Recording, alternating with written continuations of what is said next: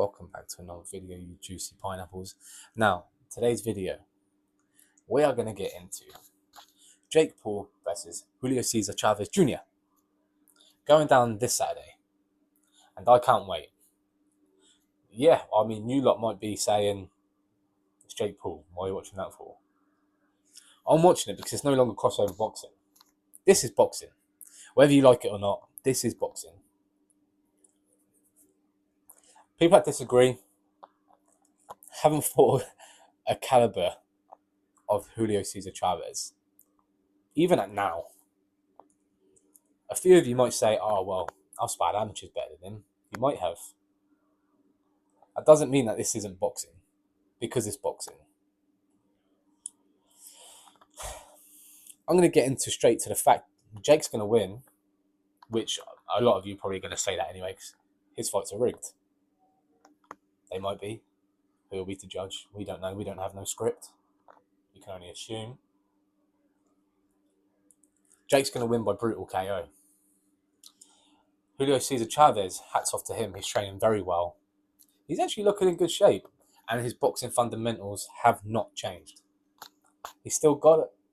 You don't lose it. That muscle memory, that stays. And now, but he's going up against a young Jake Paul who's got a lot to prove. He's got much more to lose than Julio Cesar Chavez has. You know what I mean? Like, Jake's got way more to prove than he has. What I want to see from Jake Paul in this fight, just to prove me right and prove a lot of people wrong, is that he can box and he's got better. I want to see Jake use the jab a lot. I want to see him use the jab, get under his feet, move, and box. Because let's be honest, Chavez Jr. he's gonna look to push Jake on the back foot. He's gonna want to put him off, like how Tommy Fury done. To be fair, jab, put him on the back foot, and then make him think about what he's gonna do. That's where you get Jake off his A game or game. But is it going to be enough? No. I mean, I think Jake Paul's probably going to be the hardest puncher or the heaviest puncher that Chavez is going to come across. Now, I know he's been against the likes of Canelo, but it's a cruiserweight. It's a natural cruiserweight, a big cruiserweight as well. I personally think Jake's going to proper chin him. I don't think it goes any other way. Jake is going to give him a brutal KO. Now, this is something I want to get across as well.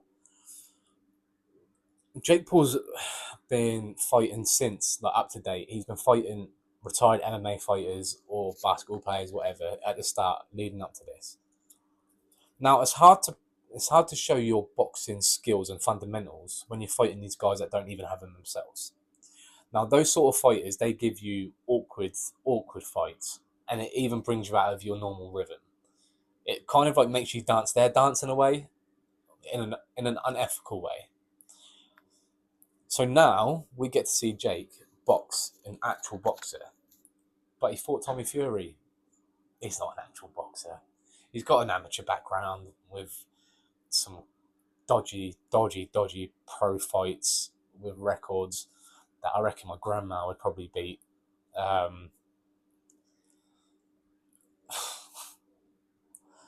I'm not going to get into that. If Jake fought Tommy now, Jake smokes him. And I'm not saying that as a Jake fanboy. Believe me, I'm really not. I just don't get people not classing him as a boxer now when he's done nothing but prove that he is. Now, I don't really like talking about Jake Paul, Logan, and stuff like that, just because it's weird. I don't know. To be honest, I've never really liked them growing up. Never really liked them, especially Logan. Well, to be fair, especially Jake. I've hated Jake way more. I did like Logan when he started boxing because I feel like he was the more natural athlete. But then I feel like Jake, once he gets something in his mind, he's hooked, and it's proved that with boxing, to be fair. And I wouldn't say I like Jake. I like his commitment. I like his commitment to prove people wrong that he's here to box. and he's making a statement that the WBC is going to make him ranked after this fight. Like that means something? No, it doesn't. You just keep winning fights anyway, and you're going to get ranked. I mean, if Rishi Sunak started pro boxing, started winning fights, even if they were exhibitions, he would get a WBC ranking. It's not hard. Well, I'd say it's not hard. It is. You still do have to train a lot and put in a lot of time and commitment. But it's not really bragging rights unless you are top 10 or top 15. But let me know what you guys are thinking. I know I'm going to be watching UFC midway. Whatever fight's on, I'm sorry, Dana White UFC. I'm going to have to switch to watch this fight because it's one of these fights that, who knows? I mean, well, we know Jake's going to win, but I want to see how he wins. I kind of want to see him win a decision. I don't want to really see him knock Chavez out. That don't really prove much to me. I know he can punch hard. I want to see if he can box against a ex champion, an ex world champion at best. You know what I mean? So prove me wrong, prove others wrong. That's all I'm saying. Give boxing a spark, like Conor Benn and Eubank did. To be fair, he's never going to live up to that sort of moment because let's just be honest, that's probably a moment of a decade or a lifetime. You ain't going to recreate that. But let me know what you guys think. Are you going to be watching it? Are you bothered? Are you not?